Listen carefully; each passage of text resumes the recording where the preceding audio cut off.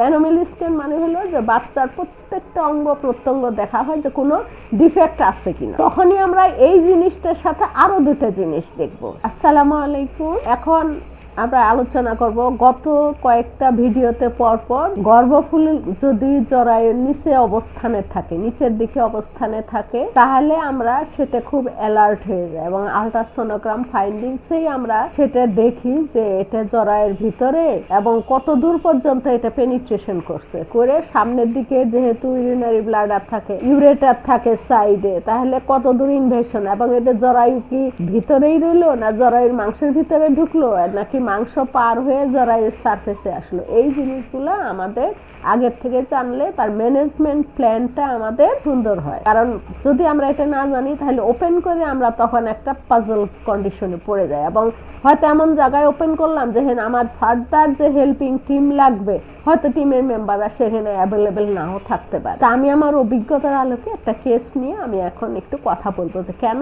এটার উপরে আমি বারবার ভিডিওতে এই জিনিসটা আমি জোর দিচ্ছি, এই জিনিসটা দেখার জন্য যে গর্ভফুল নিচের দিকে থাকলে অথবা গর্ভফুলটা আমরা যখন দেখবো আল্ট্রাসোনোগ্রামে তখন একটু যদি আমরা খেয়াল করি যে এটা কি জরায়ুর ভিতরেই লিমিটেড নাকি এটার কোনো ব্লাড ভেসেল ব্রাঞ্চিং জরায়ু ভেদ করে কোথাও গেছে কিনা, সেই জন্য আমার অভিজ্ঞতা থেকে আমি একটু এটা আলোচনা করতে চাই। আমি যখন মেডিকেল কলেজে কাজ করি তখন একটা মা ভর্তি হয়েছে হাসপাতালে অন্য ডিপার্টমেন্টে মেডিসিন, সেখান থেকে সার্জারিতে গেছে। তার কমপ্লেন কি ছিল? তার কমপ্লেন ছিল যে সে ঠিক মতো মাসিক ওইভাবে হয়তো বলতেও পারে নাই, নিহাও তার প্রস্রাবের সাথে রক্ত যাচ্ছিল এবং সে রিপ্রোডাক্টিভ এজে 25-26 বছর এরকম তার বয়স হবে। যে ভর্তি হয়েছে মেডিসিনে, ওখান থেকে সার্জারিতে রেফার হয়েছে।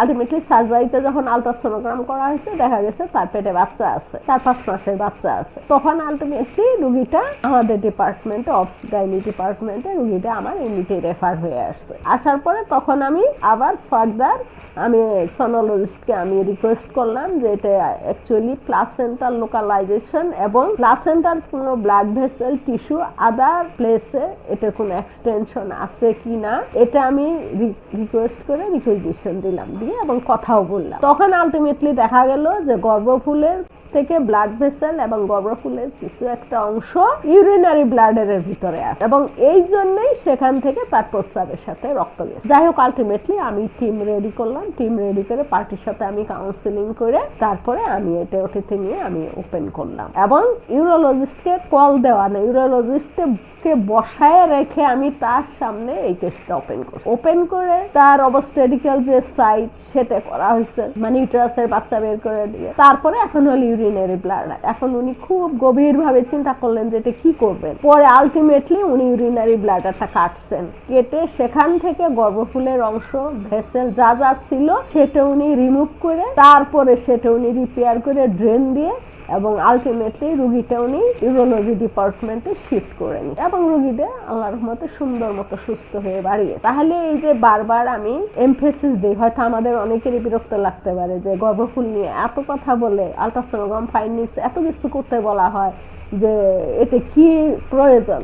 আসলে একটা রোগী যখন হাসপাতালে আসে তাদের কিন্তু হাসপাতালটা সবার এত চেনাও থাকে না, চেনা থাকলেও যখন মানুষ অসুস্থ হয় তখন আসলে খুবই একটা অস্বস্তি মনে হয় যে মাথায় একদম আকাশ ভেঙে পড়ে। তখন এই যে অচেনা বিভিন্ন ডিপার্টমেন্টে দৌড়াদৌড়ি এই জিনিসগুলো খুবই এম্বারেসিং এবং এই ডিপার্টমেন্ট থেকে ওই ডিপার্টমেন্ট এদের রোগীর জন্য খুবই একটা পেরেশানি অবস্থা। সেই জন্য এই জিনিসগুলো যদি আগের থেকে জানা থাকে, আগের থেকে ডক্টর দেখানো থাকে তাহলে প্ল্যানিংটা সুন্দর হয়, রুগীর এত হ্যাজার্ড হয় না এবং রুগীটার সাফারিং, মরবিডিটি, মর্টালিটি যেটাই বলি আমরা, যে রুগীটার কষ্ট, ভোগান্তি এবং মৃত্যুর হারটাও কমানো যায়। সেই জন্য আমরা খেয়াল করব যখন অ্যানোমালি স্ক্যান করব 5 মাসের সময়। অ্যানোমালি স্ক্যান মানে হলো যে বাচ্চার প্রত্যেকটা অঙ্গ প্রত্যঙ্গ দেখা হয় যে কোনো ডিফেক্ট আছে কিনা। তখনই আমরা এই জিনিসটার সাথে আরো দুটো জিনিস দেখবো, সেটা আমি আগের ভিডিওতে বলছি, তারপরে আমি আবারও পুনরাবৃত্তি করছি যে অ্যানোমালি স্ক্যানে